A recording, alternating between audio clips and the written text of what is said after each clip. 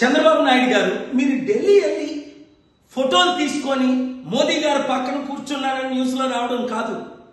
దేవుడు మీకు ఇచ్చిన అవకాశాన్ని మీరు కోల్పోకండి. 95, 96, 97 3 శాంతి సభల్లో హైదరాబాద్లో నా పక్కన మీరు కూర్చున్నప్పుడు ఏం చెప్పారు? మీరు దేవగౌడ్ని పిఎం చేశారు, మీరు ఇప్పుడు పిఎం అవ్వండి అంటే మంచి అవకాశం ఇచ్చినప్పుడు చేస్తాను సార్ అన్నాను. ఇదే దేవుడు మీకు ఇచ్చిన చివరి అవకాశం. లైఫ్లో మళ్ళా మీకు ఒక అవకాశం రాదు. మీరు ప్రధానమంత్రి అయి స్పెషల్ స్టేటస్ ఆంధ్రాకి తీసుకొచ్చి ఇండియన్ ఎకానమీని డబుల్ చేసి అద్భుతంగా అప్పులు తీర్చి అభివృద్ధి చేయాలి అంటే ఇండియా కూటమి ఇచ్చిన అవకాశాన్ని ప్రధానమంత్రిగా తీసుకోండి. నితీష్ కుమార్కు 2.5 years ఇవ్వండి.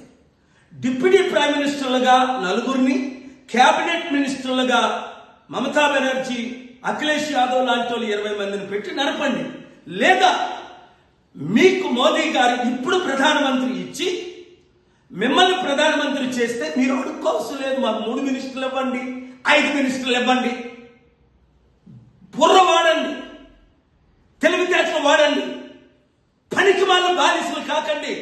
ఛీ, ఇదా ఒక బ్రతుకు? అంబేద్కర్ ఎడంకాలతో తన్నాడు మినిస్టర్ పదవిని. మీరు వెళ్ళి మినిస్టర్ ఇవ్వండి అయ్యా అయ్యా అని అడుక్కుంటాడు. జైలుకి వెళ్ళాలనా? మీరు ప్రధానమంత్రి వెళ్తే మళ్ళీ మిమ్మల్ని ఎవరు జైల్లో పెడతాడు? ఇక్కడున్న కేజ్రీవాల్ లాంటి వాళ్ళందరూ బయటకు రారా?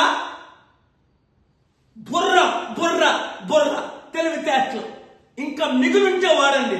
ఇక్కడ ఎవరినైనా మీరు ముఖ్యమంత్రి చేయొచ్చు. ఈ అవకాశాలను వదులుకోకండి. మరో అవకాశం మీకు రాదు. చరిత్రలో మీరు హీరో అవ్వండి, లేదా మీరు జీరోగా నిలిచిపోతారు. ఎంతమంది జగన్ లాంటి వాళ్ళు, నవీన్ పట్నాయక్ లాంటి వాళ్ళు, లాలూ ప్రసాద్ ఎవరైతే ఇండైరెక్ట్ గా డైరెక్ట్ గా మోదీకి సపోర్ట్ ఇచ్చారో 10లో 10 మంది ఈరోజు జీరోలు అయ్యారు. గమనించండి. ఎన్టీ రామారావు గారు బ్రతుకుంటే ఈ అవకాశాన్ని వదులుకోరు.